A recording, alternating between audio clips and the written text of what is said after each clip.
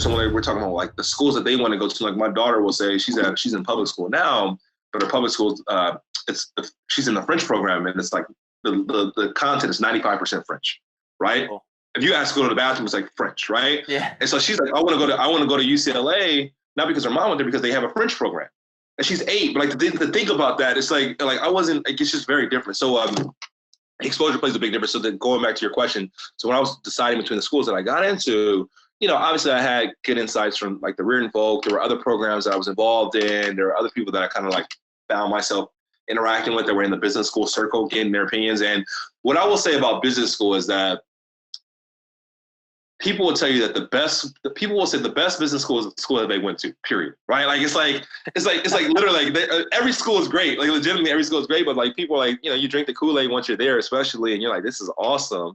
Yeah. And this is like the best school ever. Like I wouldn't have gone anywhere else. Like, no, you would have probably gone somewhere else but it's like you decide to go. So like to answer that, Darden is the best school ever, right? Where I went, but nonetheless, there are a bunch of great schools out there.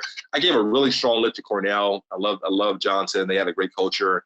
I was kind of chasing the idea of like an Ivy League degree. It was in New York, but it was just like it was very remote. Although UVA is very remote too, in Charlottesville. The weather's not as bad. Yeah, weather's not as bad, and it's just like I think. No, Darden's great, man. They're both great. You couldn't go wrong with either. Yeah, and then at the time, I was like, I was in dating or not engaged. Like, at the time, my girlfriend or fiance at the time was like. She had already graduated from Georgetown Law. So it was like, it made even more sense to go from Charlottesville to DC as opposed to go to like Ithaca to DC, right? On my free nights.